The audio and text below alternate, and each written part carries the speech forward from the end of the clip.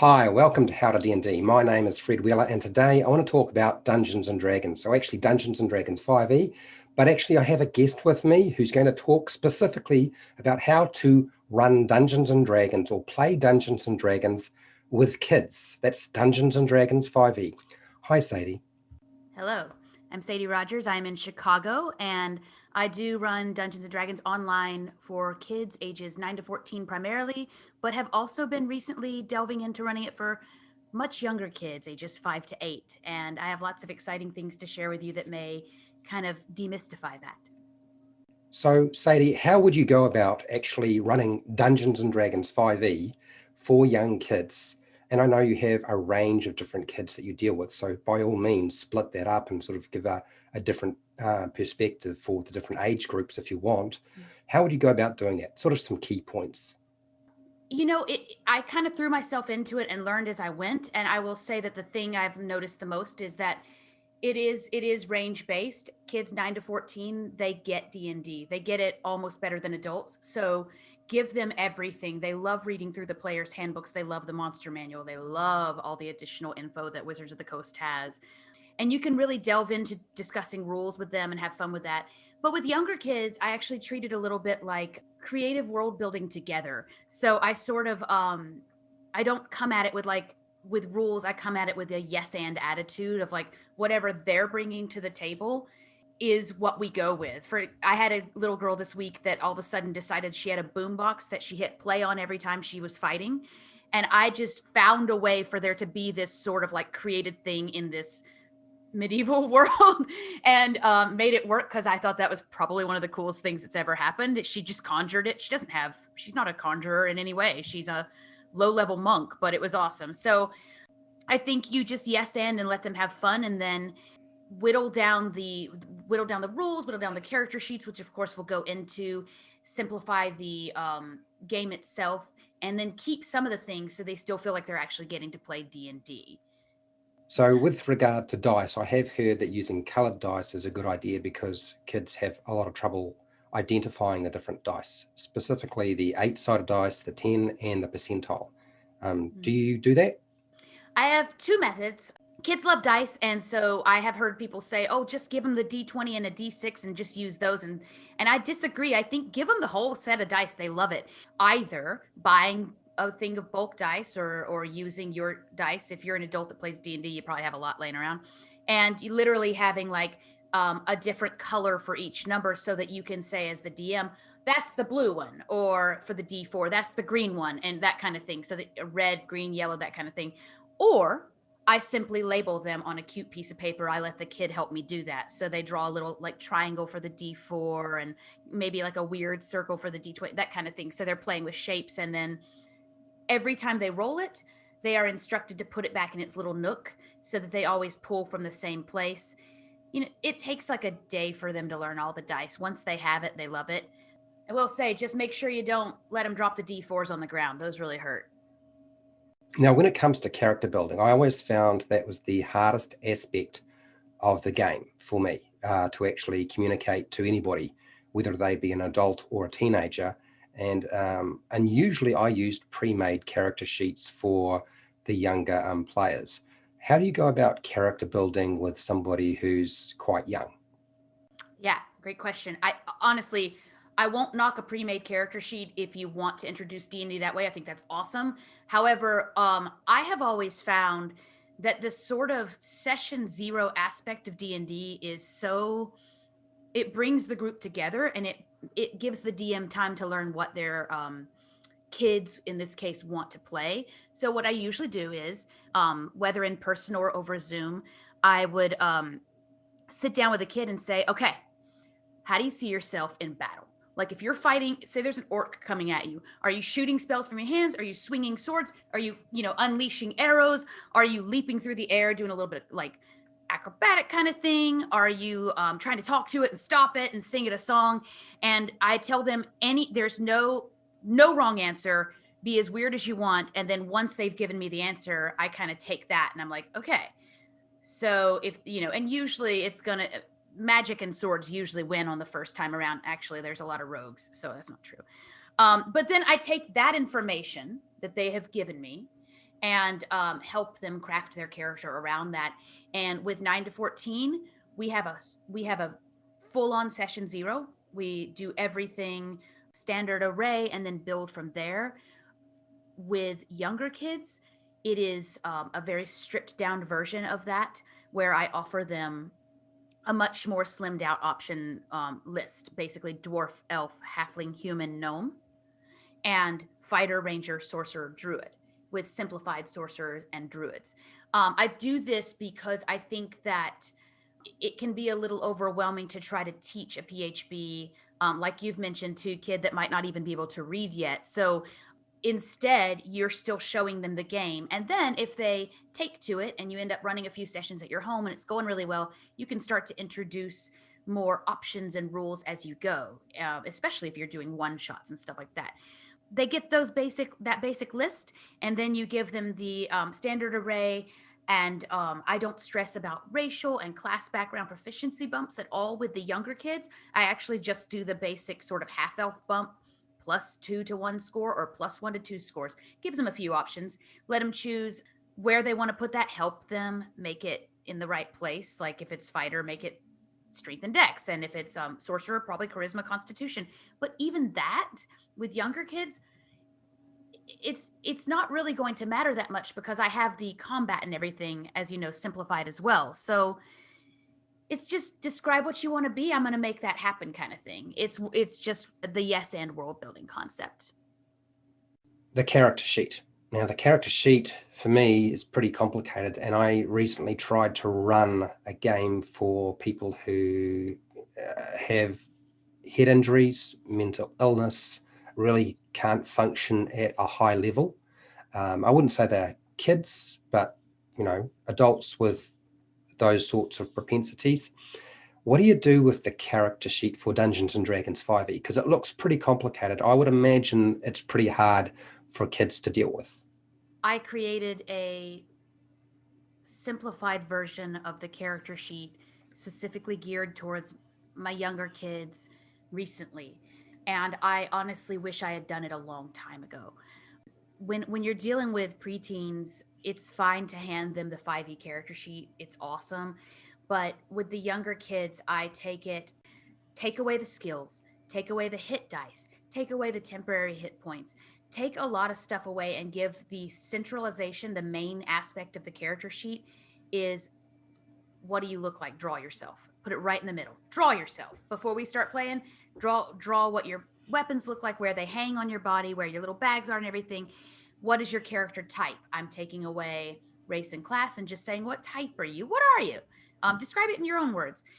Gold and jewels, a section for weapons, a section for magic and potions. And then they do still keep at the bottom languages, tools, and gear. And then they do still keep those 6 scores. So I do still stick with strength, dexterity, constitution, intelligence, wisdom, and charisma.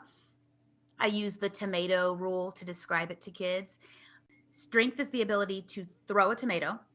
Dexterity is the ability to dodge out of the way of a tomato being thrown at you.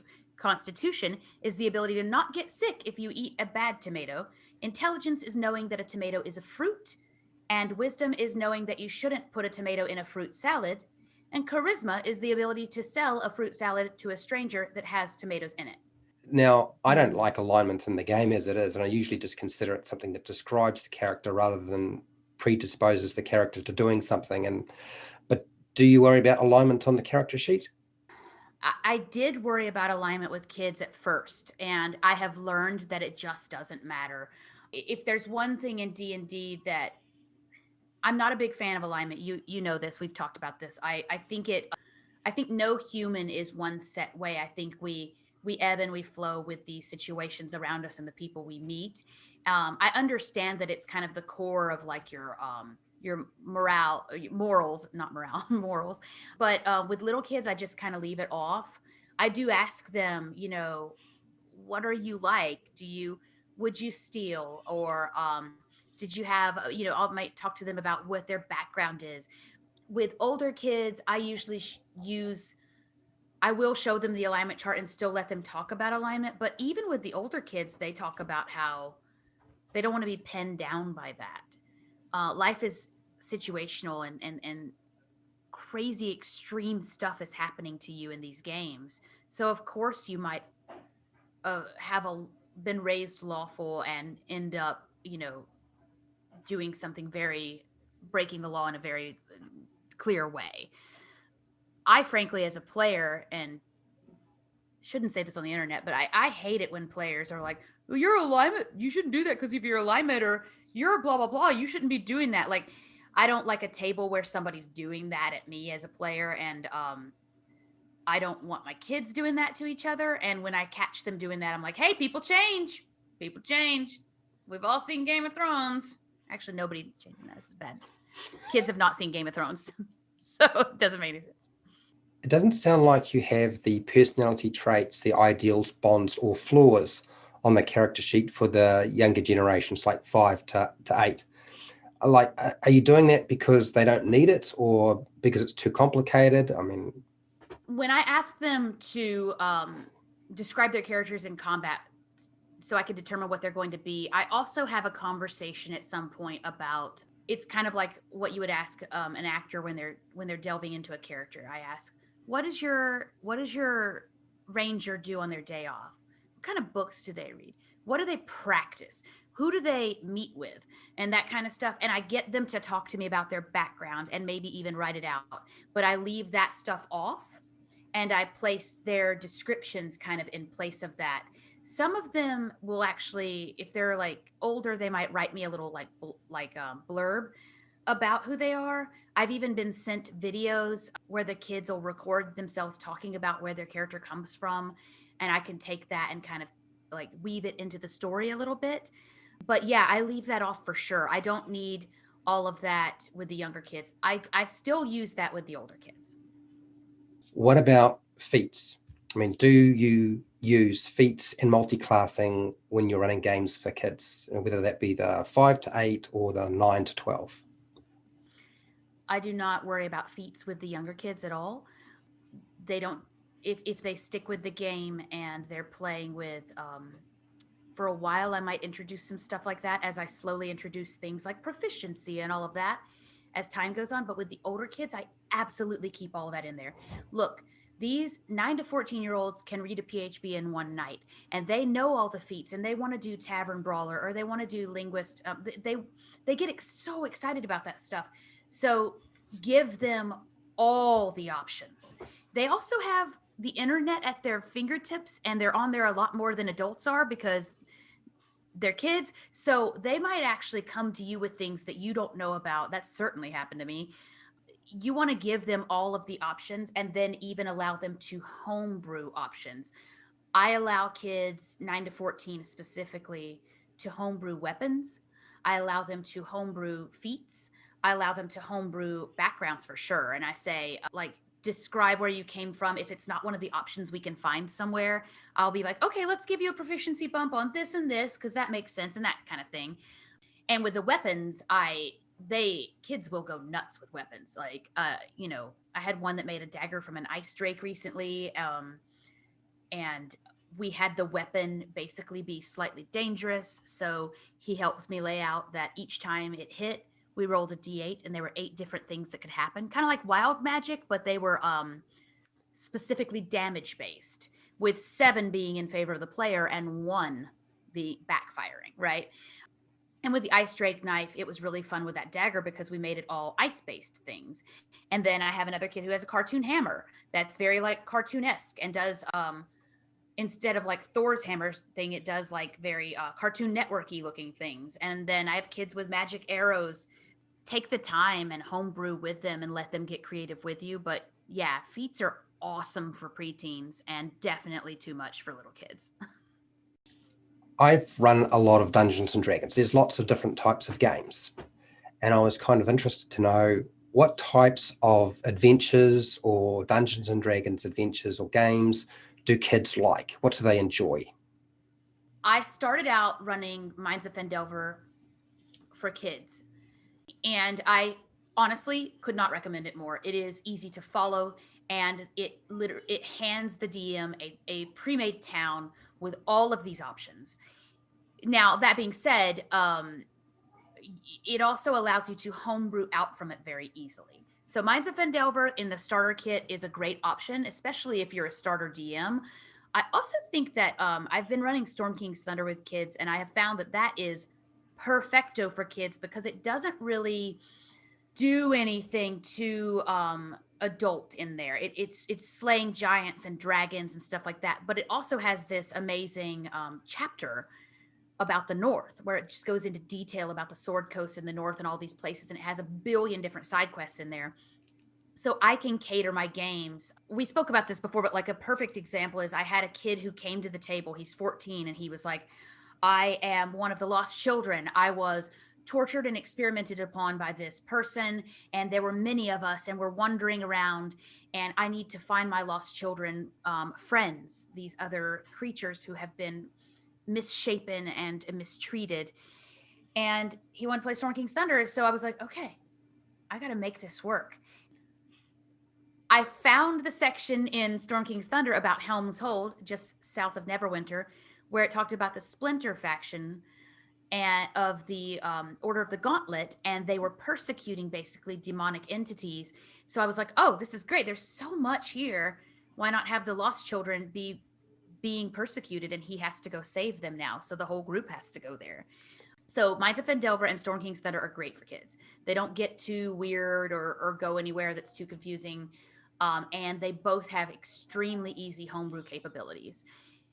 I also just recommend homebrewing. I think that I wish I had been told this and understood this when I started DMing. Homebrewing is always going to be easier than running a module. It just is. Sorry, Wizards of the Coast, but it's true. You can cater the game. You know, you can use the rough elements of a module if you want, but you can cater the game to the table. And it's just, it takes a huge weight off your shoulders. You're not having to read a whole book before you start. I power read through Minds of Fendelver, Storm King's Thunder, and Curse of Strahd, and it was so stressful. And if I had known that I could just take my time and like let them figure out the world they're in and stuff like that. So Now, it's interesting that you mentioned The Lost Mine of Fendelver, because I have a series of videos on explaining how to run that adventure. And I think it's a pretty good adventure in terms of a Wizards of the Coast adventure. But it's funny, Wizards of the Coast don't really make particularly good pre-made adventures. I'm going to be slayed by the internet for saying that, but they don't. I know this because I've seen people do it better. And one of the companies that I've seen do it really well in products is actually Kobold Press. And they put out a book called Prepared and Prepared 2 and the Book of Layers.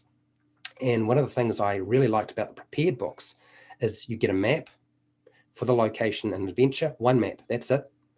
One page of material to run, that's it. I can prepare it in 5 minutes as an adult. I can read through there. It's got everything I need.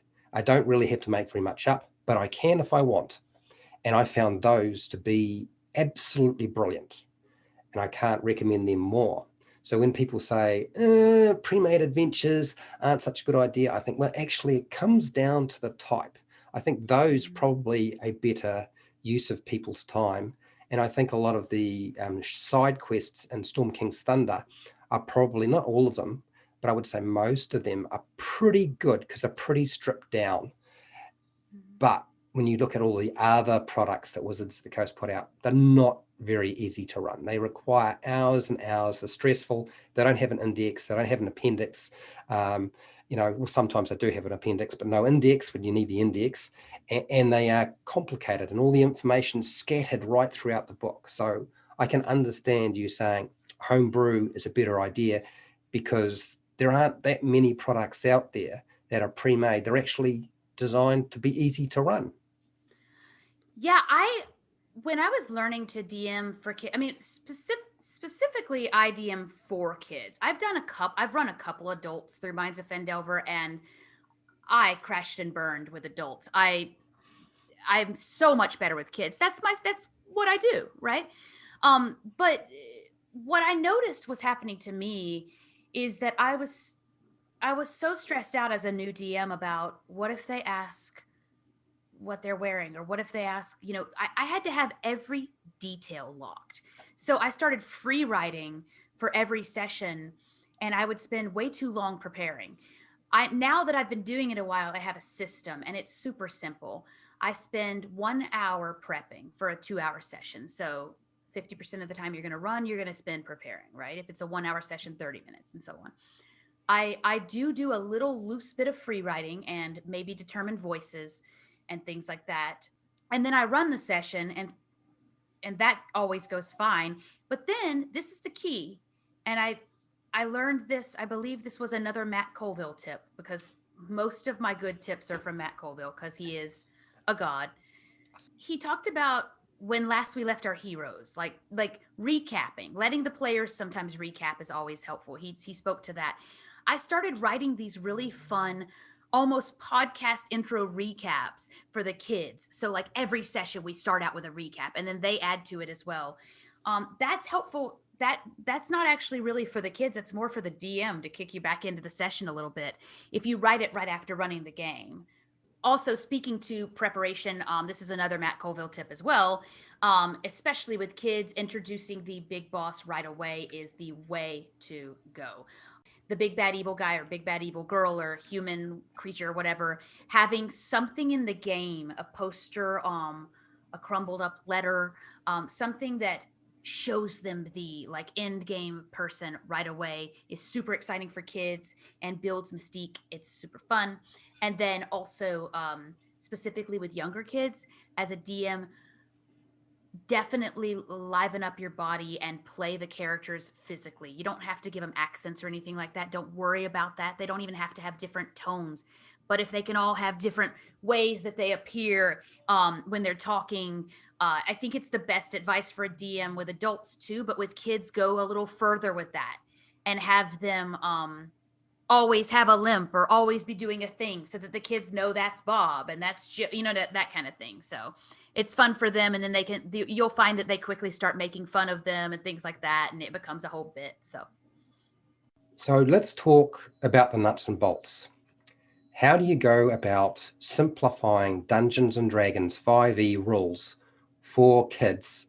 And really, we're talking about combat, because the hardest part of the game, and I know a lot of people will say, yes, but Dungeons and Dragons 5e is a very simple game. Well, yes, maybe compared to previous versions of the game, but what do you do with the game when you're dealing with the combat aspect of it for younger kids, or maybe your ages 9 through to 12? What are you doing with that in terms of the rules?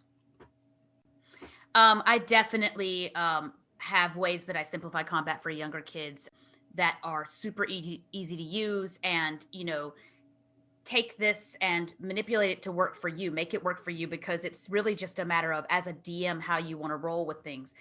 I start everyone at a set HP. I start everyone at 15 HP. That's it. No worries about hit dice. I take that off the table. This is specifically speaking to 5 to 8-year-olds. I have everyone at a starting AC. I don't make them calculate an AC. I literally just give them one. Fighter 13, Ranger 11, Sorcerer 10, Druid 11. Feel free to bump that how you wish. And then when they do an attack with a weapon or with a spell, they roll a d20. They don't add anything to that. There's no such thing as an attack bonus or a proficiency when you're dealing with younger kids. You just roll a d20. The way to make that easy for you is, say they're fighting a goblin. Goblin has an AC of 15. Make it have an AC of 11. Make it easier for them to hit that goblin. Make them the heroes right away. And, so you're evening out the scales because you're kind of setting everything on one side. So make sure you're also doing that for your evil guys and stuff like that. And then for the damage die, I have very simple list of weapons they can choose from and a very simple list of spells they can choose from. So they're not getting the whole PHB. And then the damage die has no modifier added to it. So my personal list is the crossbow 1d10, the longbow 1d8, the great axe 1d12, the longsword 1d8, the greatsword 2d6, and the dagger 1d4, and the spear 1d6. I picked those because they're the most basic ones, but also because they have a lot of fun different dice. I thought it'd be fun for kids. And then leaving off that modifier, that gives them the choice of picking the dice each time, and maybe give them a couple weapons to start out. Do not worry about what weapons they should have with that class or that race and all that stuff and what they're proficient with. If that kid wants to wear heavy chain mail or whatever the case may be, let them. and then just use it in the descriptions of the actual story building. Like, okay, you're clanking along, it's pretty loud, not really introducing disadvantage and advantage yet as game mechanics, but actually just using it in the story building itself. I do also want to say that for saving throws, I kind of do the same thing, simplifying that. I have everyone's DC at 12. That's the bad guys, the bad girls, and the players. It's just a 12. It's a number in the same way that 8 plus proficiency plus whatever would be your number. 12 is usually the average for a level 1 player. So 12. And they roll a d20 and they either are below or above. I do have a sample list of spells that I use for younger kids that I can also tell you is, and these are picked based on like what kids like. Burning Hands. I have one called Create Magic. Create Magic is prestidigitation. Really what that is if I describe that to a child, I would say, how do you want to distract them? What kind of magic do you want to do that distracts them? You've mentioned the butterflies last week. That was brilliant. Usually, creating little lights like dancing lights or something like that. Why not simplify those into a spell that's called Create Magic? Cure wounds, speak with animals. Every kid wants that. Good berry, create or destroy water. For some reason, kids always pick that one. And Ray of Frost. So that's it. That's what they have to choose from. I tell them they can choose up to 5, which is almost all of those, and that they can cast 3 before they need to go to bed. Simple as that. Takes everything else off the table. No spell attack bonus. DC's 12. What do you do with initiative? Do you use the initiative system or do you use something else? I still use initiative for kids. I call it your turn. I describe combat basically especially with younger kids, I say, okay, we're going to roll a dice to decide when you go. Obviously, I don't have like an initiative bonus. It's just a D20 roll, right?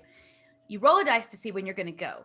Basically, think of it like a Marvel movie where they've all backed up against each other and the camera's panning around in slow motion and they're all attacking at the same time, or, lashing out with an arrow, spells are coming out.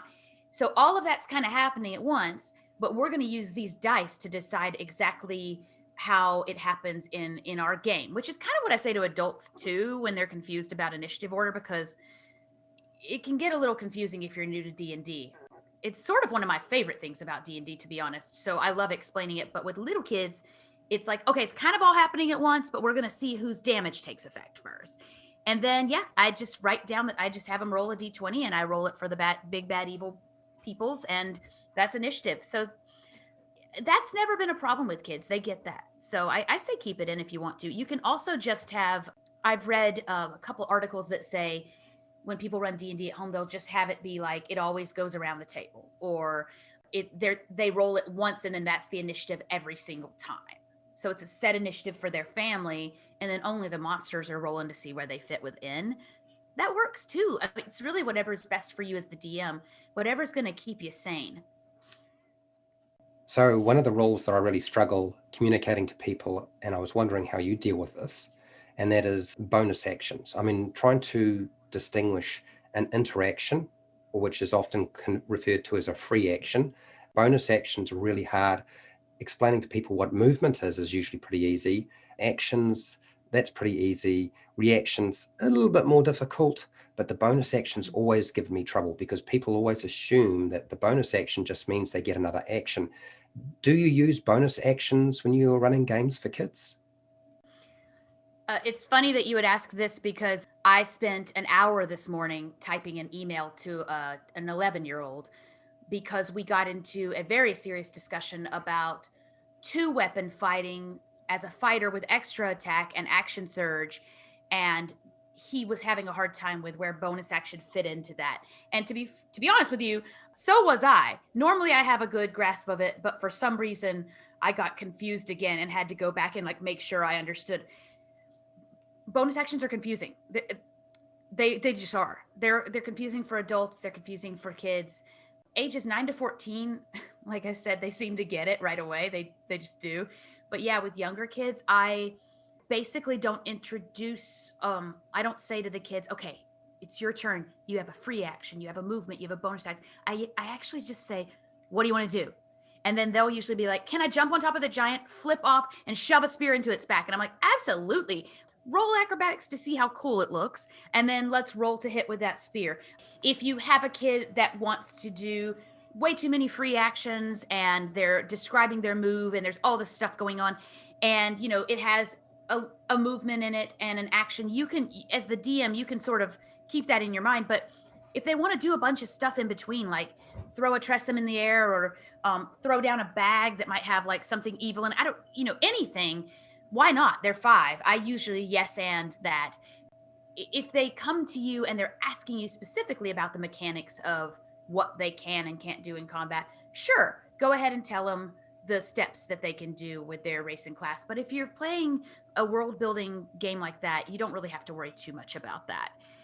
If you don't introduce it in the first place, it shouldn't come up, especially with the younger kids. So one of my pet peeves has always been opportunity attacks. And I've done a video. It's very hard to explain to people how opportunity attacks work in Dungeons and Dragons 5e. And yes, I know it's a lot easier than it used to be, but do you use opportunity attacks with kids? Definitely learned what opportunity attacks were from your video many moons ago, and still think that's super cool that we're talking now, because it's like a throwback. I had the hardest time with opportunity attacks as a player. I just couldn't. I kept thinking everything was an opportunity attack. So if he hits him and then she hits him, and then it was just like, I couldn't quite get it at first. So videos like yours helped me a lot with that. Kids 9 to 14 seem to get it. I just repeat to them every time, it's if you leave the space. But with younger kids, with 5 and 6 year olds, I'm not really going to have the monster attack them without warning them first. Like, if you run right now, he might try to get you. He might not. And then give them that choice. Like, I don't, but if they are in a situation where they should get an ops attack, I definitely will point that out in their favor and be like, okay, he's trying to run away. Do you want to take a shot? Do you want to go for him? He's running past you. Like, feel free to whatever. And so I'm just casually like giving them in a descriptive way the opportunity to attack. When it comes to casting spells that have a concentration element to it, do you even bother with concentration? You can just breeze over this really quickly. I'm just curious as to whether you bother with concentration spells with the younger generation. I do definitely deal with concentration with 9 to 14 year olds. And I go over the mechanics of that with them. With younger kids, I just leave it out. If they're trying to stack spells too much in any way, sure, I might say something, but I wouldn't say the word. I wouldn't worry about what type of magic it is or concentrating on it. Mm-hmm. You've already explained how you do saving throws, but there's one saving throw in particular that I want to talk to a little bit more, and that is the death saving throw, because that there is a rule which I kind of felt could have easily been a variant rule, either use it or not use it. Do you use that in your games when you're running Dungeons and Dragons 5e with kids? I love death saves. I do. I can't help it. I just think it's very exciting. But I think I've heard a couple of you speak to not caring for them as much, or as a variant rule. With little kids, I don't have them keep track of it. There's no place on their character sheet that even has that. I keep that completely out. But if they're down, the first time they're down, they'll be like, "Wait, am I dead?" And you're like, "No, you're still alive. You're hanging in there. Give me a death save." And I'll be like, "Roll a d20. Let's see what happens." And then I use what their number is. Obviously, I'm never going to kill off a kid, right? So I use what their number is to describe how much they're suffering in this moment, like raspy breathing, or you're coughing. So it's pretty obvious to everyone that you're about to get up if they roll high, or you're not looking great. You're getting really pale, and there's just like blood everywhere and that kind of thing. So I make it more descriptive. With the 9 to 14 year olds, though, I absolutely stick to the mechanics. So years ago, I came across a parent, and this guy had been following my YouTube channel, and I tried to give him a book called The Curse of Strahd. And he explained to me that he could not take the book, even though he was running Dungeons and Dragons, because I found out he was a dungeon master, and I like to give dungeon masters stuff. He said, "No, I'm running my game for my 5-year-old and my 6-year-old. They're both girls, and this is too gothic, it's too dark for them. They could not handle this."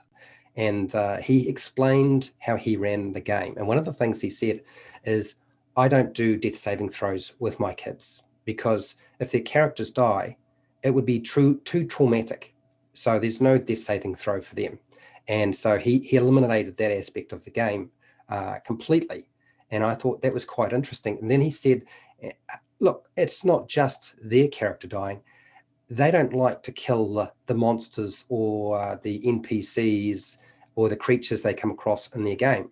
They're always trying to make friends with them, or they're trying to deceive them or avoid them, but specifically almost trying to make friends with absolutely everything under the sun. They're trying to deal with it in a different way. And even when combat breaks out, the idea that they would do something that would kill the monster, creature, or NPC, they could not deal with. So he said, death is like off the card for my girls. And I was kind of wondering how you would sort of respond to something like that, because I thought that was very interesting. I think it totally makes sense. You got to read the room when you're a DM, right? I mean, we all know that. And so with kids in that session 0, when you ask them who they're going to play, you also talk about the game a little bit. And in that first session, you can kind of gauge that too. And I mean, I've absolutely had similar experience with kids who just could not kill animals. Owlbears, wolves, anything that might be conceivably cute in some fashion, even a spectator at one point, were not options for death. And that, I mean, as a DM, that has to be fine with you. If it's not, then I just don't understand why, you know what I mean? So so your friend is right. Like, embrace that and make the game be that for them. With older kids, I haven't had too much trouble with that. They want to kill everything. There are some diplomatic type kids who like to try to bargain and stuff like that, and I award that with inspiration. So I love wizards and I love monks, but I know that magic and spells in Dungeons and Dragons 5e is complex. So how do you actually run magic and spells in Dungeons and Dragons 5e for kids when it's probably one of the hardest and most complicated and specific aspects of the game? I mean, how do you do that? When I first started running D&D for kids, because I use a lot of theater of the mind and really simple stripped down grids, I wasn't sure how I was going to do that. I think my biggest fear was that I would be doing math and they would be waiting all the time, basically. But what I found works the best for younger kids with magic is using the power and the comedy of description with their spells, more so than worrying about the numbers. You give them a simplified list of spells, and I'm speaking specifically to the littles, and then you have it do crazy things and have crazy consequences and effects when it hits, right? Have the fire spread, or have it, if they roll low, have it kind of shoot out of their hand and just like peter out or whatever, like a little bubble of fire onto the ground. All the weird creative things that magic can do. I will say that with older kids, part of the joy is discussing the complexity. I've been known to talk to 13 and 14-year-olds for very long amounts of time about, what is this spell's effect within this spell if somebody's casting Sleet Storm and then somebody's within and they have, so those kinds of things are actually fun for the preteens. But yeah, simplifying magic and making it more descriptive, finding the humor in it, finding the consequences to the people around you. And then I think this is something that I definitely recommend to all DMs for little kids. When a kid gets a spell, if it's new, say they find a spell scroll, however you decide to introduce it to the game, have them go test it out. Give them a moment to see what it looks like. So be like, there's a field nearby if you want to try out Fireball, or there's Create or Destroy Water or something like that, or you want to test out Burning Hands on some straw in the corner. Like, let them test out the spell and then describe how crazy it looks and how big it is, so that kid knows when they use it on the enemy. But yeah, don't stress out about the magic stuff. Just make it part of the world building, especially for the littles, and then do stress out about it for the older kids. So I had a parent who explained to me how he ran magic in his game for Dungeons and Dragons 5e. And he said, look, my young ones, they're just too young. They can't read the book. There's no way they can deal with all the spell descriptions that there are there. And he says, I don't use a spell attack. I don't use spell saving throws. All they do is they have a number, Arcana, and they add that to whatever they roll on their D20. And they tell me what that is, and then I decide how successful whatever they describe to me they want to do with their magic. So it's completely free form. In other words, they tell him what they are trying to do with their magic. They roll the dice to see how well they do it, or if they are successful, and he tells them if it's successful or it does something else or doesn't work. And I thought that was quite interesting. When I heard that, I was like, oh, I feel like you're heading in the direction of the future. But I was wondering, do you have that sort of thing going on at your table, or do you, particularly for the younger generation, or is it something else? I have been known to completely leave dice out of it. I played at a game, a TTRPG with some adults a few months ago, where it was just describe, and then the DM sort of describes what the effect of that is. And it was one of the best games of my life as far as tabletop role-playing games go. It was so fun, and it got so crazy and so creative so fast. I have tried that with kids. In the 9 to 14 range, it sort of works, but I actually think the dice help a little bit with that. But with the younger kids, yes, that is absolutely fantastic. Having, if you want to keep the dice in there and have it be the D20, and that's fine. But having them describe what they do, what magic they create, right? Sure, leave it completely open and then see what that does. The only issue I would say with that is there are some kids that want to go rogue and do a little Grand Theft Auto, right? So that's going to happen. You're going to get occasionally murder hobos. You're going to get 6-year-old ones where they're like, okay, so I can kill or I can start a fire. So I want to kill everyone in this room. So then you're like, as a DM, you're like, okay, consequences have to kick in now. And then I didn't really want to be teaching like world lessons today. So it can get a little tricky. So I think I think it goes back to gauging, reading the room and knowing what kind of table you have. If you have kids that are going to try to break the construct of the world down because they think that's funny, keep the dice. If you don't, if you have kids that really want to just be invested and really meet all the NPCs and stuff like that, maybe lean a little bit more on just role play from the beginning and seeing where they go and stuff like that. One of the things I found when I ran games for the younger generation, and it doesn't work with everybody, but there are some where the kind of things they want to do are pretty macabre. And if you sort of bump the censor rating up a little bit, and you're a little bit gory with what you describe in the game, they love it. And then there's those kids who just can't deal with it. But have found that some kids really like that macabre aspect, and like they're like, oh, the arrow went into the eye and there's blood spurting out. I'm like, yes. Then and then I've had other dungeon masters, and I haven't encountered that much myself, but I know I've come across dungeon masters who say, look, when I get them to cast magic, there's no spell that makes blue butterflies that swarm around an orc to distract them so that they can run away. So I'll just let them describe that, and they don't want to kill the orc. They just don't want to have to fight it and kill it. And they don't want to wind up their character getting hurt as well. So that's how they deal with that situation.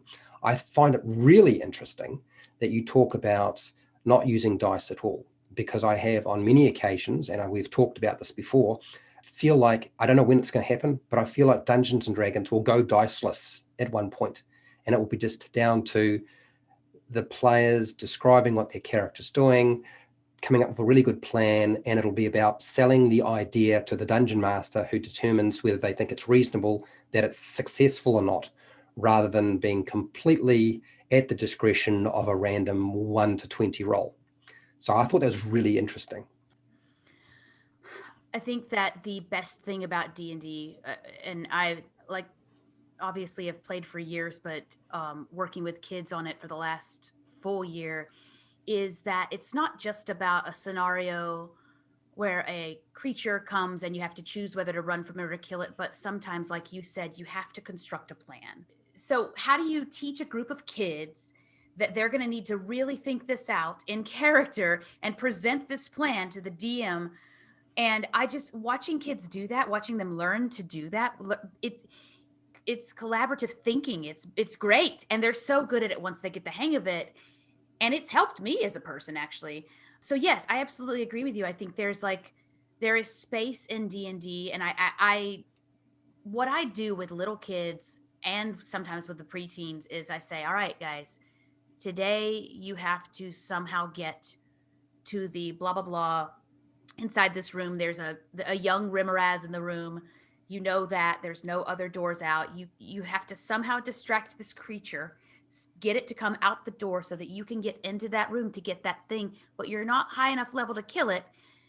We all know that. You've rolled inside enough times. So metagame, let's have a 3-minute chat about what you're going to do and then present it to your DM, and then we'll start the game. And like, it's, first of all, it's the cutest thing ever when kids are like, having a little meeting, but it's also teaching them to think about what each other has and what each other can do in the space, and distraction and things like that, and creative ways to get, how do you get a creature to go past you and, lure it out in whatever way. And I've had some really cool things happen, where kids have come up with some really crazy cool plans. And here's the thing, if you're DMing for kids and they aren't getting there, they just aren't, that maybe they're literally confused, or they just don't know what you want them to say, and they're getting you can see when a kid's getting flustered or frustrated, right? You got to have an NPC there or a townsperson that walks by who just suggests something.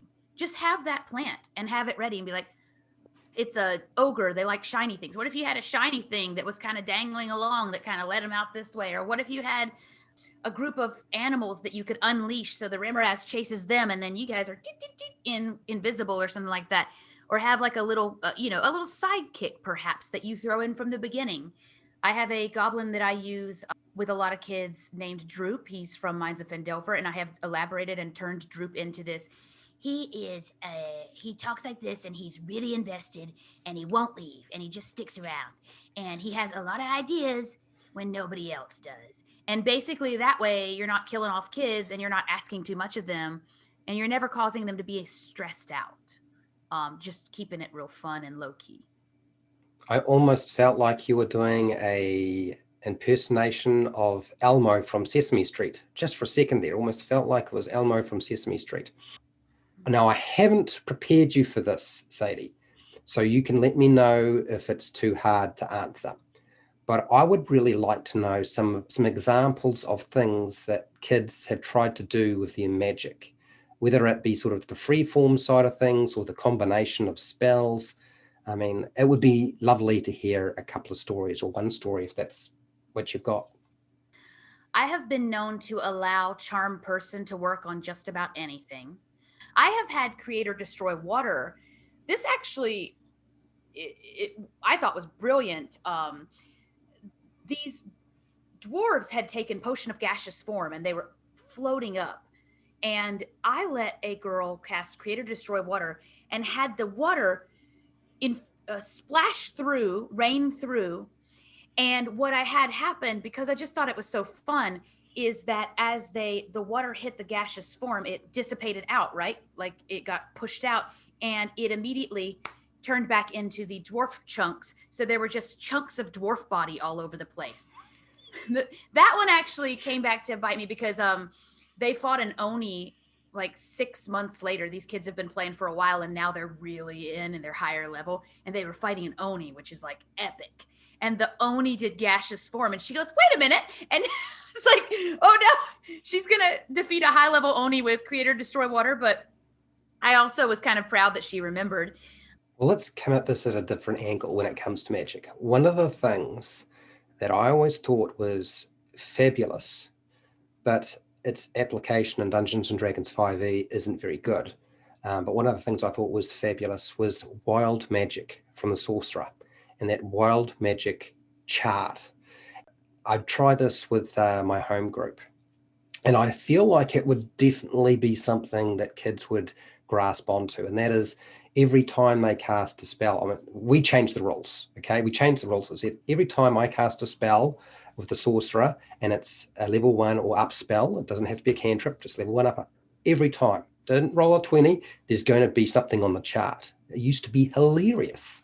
We used to have a great time turning into sheep or pot plants and various other things, or fireballing the entire party. Not quite so popular, but I was wondering if the use of the wild magic table or surges with kids is like a good idea when things go wrong, or even when things don't go wrong if they're playing, say, a sorcerer. Yes, absolutely. I have two things to say about that. I think that giving consequences to magic is definitely fun, and I have a wild magic chart that I made that is catered to younger kids, taking fun and goofy things from the one in the PHB and then from some exciting ones online, and then just funny weird things that I kind of came up with. And I started doing that with one group. It is a blast and a half to know that every time you cast a spell, something else will happen. Cause and effect every single time. Now, you can manipulate that however it works for your table. Another thing a DM did with me last week, this was with a group of adults, but I found it to be, I just love stuff like this. He basically had these beautiful beverages offered, and everybody, wild magic occurred when everybody took a sip. And kids, they love stuff like that. And the potted plant itself, I mean, you got to have somebody turn into a potted plant. You got to have a unicorn appear for no reason for a while, and then have somebody ride it, because they will. They get on top and then it disappears and they fall, like that kind of weird 1 minute magic. It's so great, and that gets their minds flowing too. So I definitely think either make your own wild magic chart, Google others. There's a bunch that you can find online, and yeah, make it fit the kid too in some weird ways. Definitely. When it comes to magic, probably the hardest thing to deal with is concentration spells. So I'm assuming you still use concentration for the kids that are sort of 9 upward, but what about the younger generation, who are sort of 5 to 8? Are you going to be using something like concentration spells in your game? I do not worry about that with the younger kids. I take the concept of concentrating on a spell. It would still come into play only, Fred, in that I might say, okay, so you're really focused as you whatever, and as I'm describing what they look like as they're casting this spell. And that's another thing that we haven't spoken to yet is I do ask kids to speak to what it looks like when they cast. What are your gestures? What are your words? They come up with the funniest stuff, and then once they've tried it once, that's what they do every time they use that spell.